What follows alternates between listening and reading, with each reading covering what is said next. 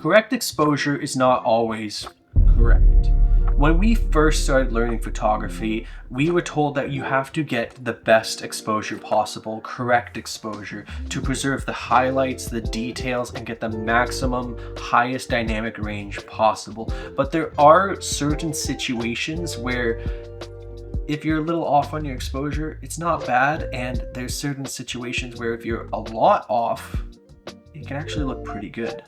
Take a look at these photos. These photos are not exposed correctly, and that was done on purpose.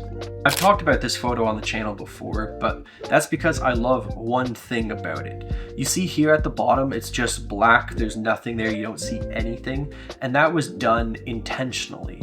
I've made a silhouette of the mountains, the black bottom, silhouetted mountains, beautiful burning sky. Now, if I expose this photo correctly, then you would end up with something more along the lines of this. I'm just raising up the exposure on this already baked in image, but you can see the details that would have been there if I shot correctly. And you can see these tree lines and these houses, and they're just boring. They detract from the photo, they do nothing, and overall it just makes this moody, amazing landscape just kind of look flat and boring. I'm trying to accentuate the sunset and make these mountains look powerful and dark. And if I exposed correctly for this image, it just wouldn't have that same effect.